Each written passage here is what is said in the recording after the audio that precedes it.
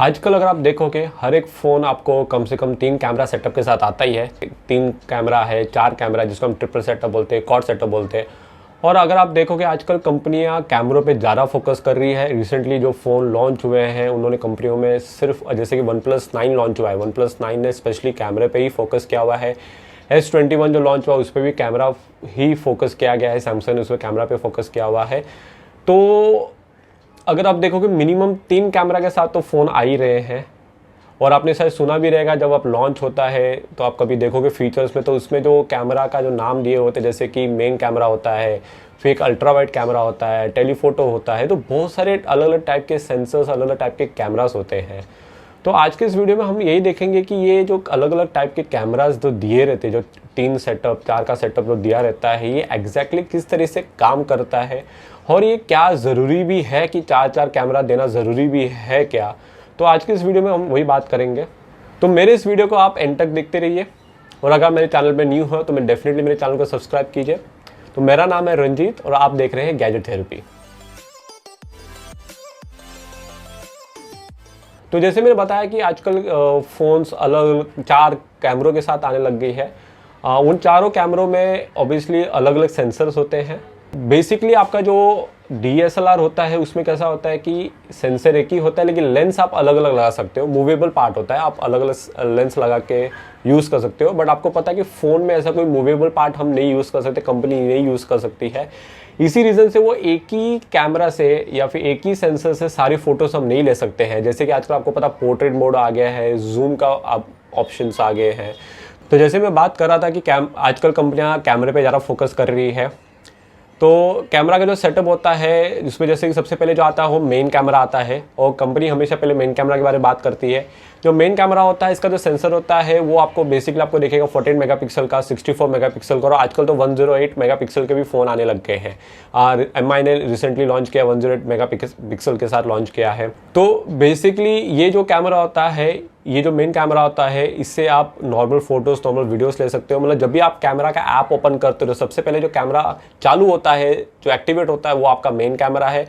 उससे आप जो नॉर्मल फोटोज़, नॉर्मल वीडियोस ले सकते हो।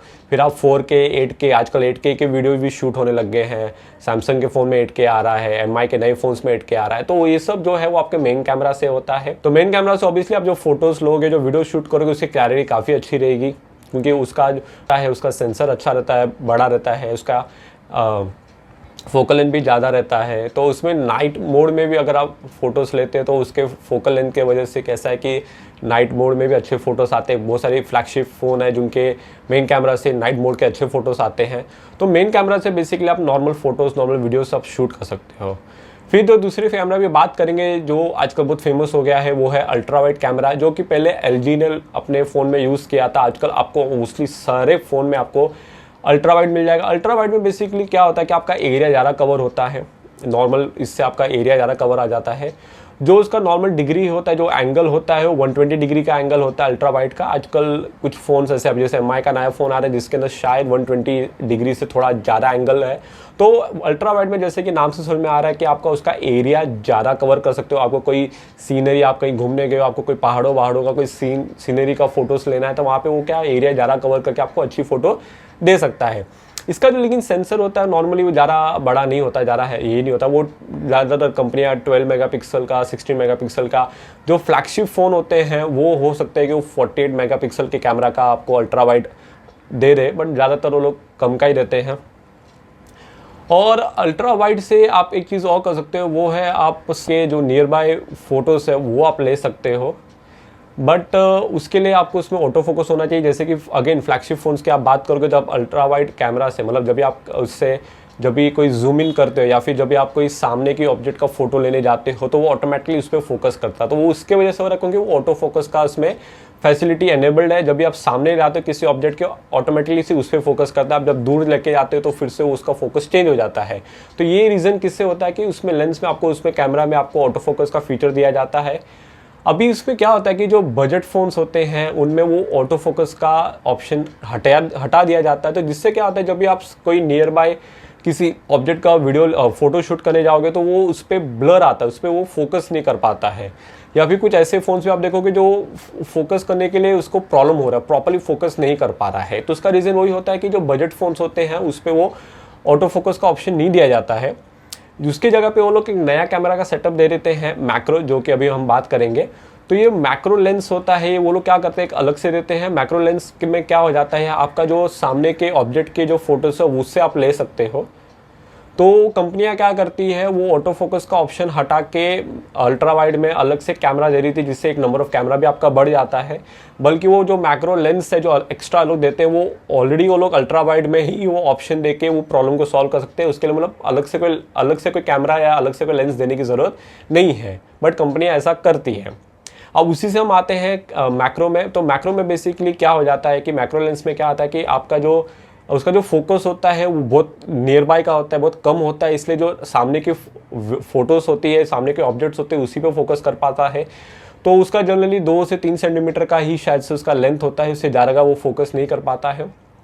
और इसका जो सेंसर होता है वो भी काफ़ी कम होता है, 2 मेगापिक्सल से 5 मेगापिक्सल का ही होता है, ज़्यादा वो नहीं होता है। और उसका फोकल लेंथ भी बहुत कम होता है, मतलब अगर आप नाइट में उसका फोटोज लेने जाओ तो फिर से आपको उसकी क्लैरिटी अच्छी नहीं मिलेगी। बट कंपनियां ये जो बजट फ़ोन्स होते हैं उस पर आपको ये मैक्रो लेंस अलग से एक सेटअप दिखेगा आपको, जो कि वो नॉर्मली आराम से अल्ट्रा वाइड में ही उसका ऑप्शन दे के आप अल्ट्रा वाइड कैमरा से ही आप क्या कर सकते हो, जो नियर बाय ऑब्जेक्ट्स के फोटोज़ है वो आप बहुत अच्छे तरीके से ले सकते हो। उसके अलग से सेंसर की ज़रूरत नहीं है, बट बजट फ़ोन्स करती ही ऐसा, वो लोग एक नया एक्स्ट्रा कैमरा सेटअप हो जाता है, ट्रिपल क्वाड सेटअप हो जाता है। तो ये जो बजट फ़ोन्स है उसमें आपको मैक्रो दिखेगा। तो इससे हम नेक्स्ट इसमें आते हैं। नेक्स्ट आपका जो कैमरा आता है वो टेलीफोटो आता है। टेलीफोटो थोड़ा सा एक्सपेंसिव कैमरा लेंस होता है, और टेलीफोटो की मदद से जो जूम का ऑप्शन है वो आपको मिल जाता है। आपको पता है कंपनी आजकल 2x 5x in fact super zoom भी आपको मिल रहा है सैमसंग में। MI का जो नया आ रहा है MI 11 उसमें भी आपको 120x का मिल रहा है।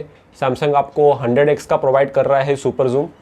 तो ये जो जूम है ये आपको मिलता है टेलीफोटो से। टेलीफोटो थोड़ा एक्सपेंसिव होता है, इसलिए आपको बजट फ़ोन्स पे मिलेगा नहीं मिलेगा, फ्लैगशिप फ़ोन्स पे मिलता है। तो बट उसमें भी जो होता है जो जनरली होता है वो 2x का ही ऑप्शन होता है। तो बाकी 5x तक अगर जो कैमरा या 10x तक जो जूमिंग जाती है वो डिजिटली किया जाता है, ठीक है। वैसे ही जो बाकी सैमसंग के में अभी जो सैमसंग का S21 अल्ट्रा है, अल्ट्रा की बात करूँ उसके अंदर ड्यूल टेलीफोटो कैमरा आपको दिखेगा, तो जिसके वजह से वो लोग ये 100x का जूम वो लोग अचीव कर पा रहे हैं। बट उसमें भी एक लिमिट तक की वो जूम करता है, जो आगे का जो जूमिंग होता है फैक्टर होता है वो डिजिटली ही सॉफ्टवेयर से वो लोग करते हैं। बाकी जैसे मैं बताया कि बजट फोन्स में आपको ये टेलीफोटो नहीं मिलेगा, और अगर किसी फ़ोन में आपको मिलता भी है तो अगर बजट फ़ोन में मिल रहा है तो अगेन वो 2x से ज़्यादा नहीं जूम कर पाता है। जो आगे का जूमिंग होता है 5x 10x का वो आपको डेफिनेटली किससे मिलता है, डिजिटली ही आपको जूम मिलता है। तो वो तो ऐसी बात होगी कि आप नॉर्मल जूम करके भी आप उसका स्क्रीनशॉट ले सकते हो तो आपको वैसी फ़ोटो मिलेगी। बट कैसा है कि जो फ्लैगशिप फ़ोन्स होते हैं उनमें डेफिनेटली वो अच्छी क्लैरिटी का फ़ोटो मिलता है, जैसे सैमसंग ने अभी जैसे प्रोवाइड किया है, MI 11 प्रोवाइड कर रहा है। तो टेलीफोटो में बेसिकली आपको एक OIS चाहिए रहता है, ऑप्टिमल इमेज स्टेबलाइजेशन, ये बहुत ज़रूरी होता है। बिकॉज कैसा है कि अगर आप जब जूम करते हो तो आप थोड़ा भी अगर आपका हाथ हिलता है, कैमरा हिलता है, तो आपका पूरा फोटो इमेज हिल जाता है। तो OIS होना बहुत ज़रूरी है। फिर अगेन कोई कोई कंपनियां उसमें प्रोवाइड करती हैं, कोई कोई कंपनियां नहीं प्रोवाइड करती है। बाकी सब फ़ोन्स में जो फ्लैगशिप फ़ोन्स है जैसे ये एप्पल का हो गया या फिर अगर आप सैमसंग की बात करें, ये सारे के सारे फ़ोन्स में आपको OIS नॉर्मली मिलता ही मिलता है। उसके भी नेक्स्ट जो आता है वो आपने सुना रहेगा डेप्थ सेंसर। ये अगेन एक छोटा सेंसर होता है जिसका 2 से 5 मेगापिक्सल के बीच में होता है। ये बेसिकली आपको पोर्ट्रेट मोड में काम आता है, ये एजेस डिटेक्ट करता है। इसमें होता है क्या है, वो जनरली वो आपके और आपके बैकग्राउंड के पीछे का डिस्टेंस मेजर करता है, उसके हिसाब से वो आपके बैकग्राउंड को जो वो क्या करता है वो अकॉर्डिंगली ब्लर करता है, जिससे आपको क्या मिलता है, पोर्ट्रेट मोड मिलता है। तो ये डेप्थ सेंसर जो है वो बेसिकली आपको इसी में काम आता है। अगेन उसका जैसे बताया कि 2 से 5 मेगापिक्सल के बीच में ही होता है, तो अगेन वो नाइट मोड में वो इतना प्रॉपर्ली काम नहीं कर पाता है। फोकल लेंथ होता है वो काफ़ी कम होता है, जिसकी वजह से नाइट में रात के समय उसके फोटोज प्रॉपर नहीं आती है। जो एक सेंसर और है जो बहुत रेयर सुना रहेगा वो है मोनोक्रोम सेंसर, जो कि ज़्यादातर हुआई फ़ोन ने यूज़ किया है, बाकी फ़ोन ज़्यादा यूज़ नहीं कर रही, कंपनियाँ यूज़ नहीं कर रही है। ये basically black and white photos पे फोकस करता है, ब्लैक एंड वाइट रेस को कैप्चर करता है और जो दूसरे कैमरा होते हैं वो आपके RGB रेज को कैप्चर करते हैं और उन दोनों का वो कॉम्बिनेशन किया जाता है जिससे कि फोटो की क्लैरिटी और बढ़िया आ जाती है। तो अब जैसे देख सकते हो कि मेन कैमरा आता है, अल्ट्रा वाइड आता है, मैक्रो लेंस आता है। मैक्रो लेंस तो वैसे किसी बिल्कुल काम का नहीं मेरे हिसाब से, तो जो फिर आपका आता है टेलीफोटो आता है, फिर आता है आपका डेप्थ सेंसर आता है, फिर आता है आपका मोनोक्रोम सेंसर। तो बेसिकली ये अलग अलग कैमरों का, अलग अलग सेंसर्स का इस तरीके से एक काम आता है। आई होप आपको समझ में आएगा कि कौन सा कैमरा, कौन सा सेंसर क्या काम आता है।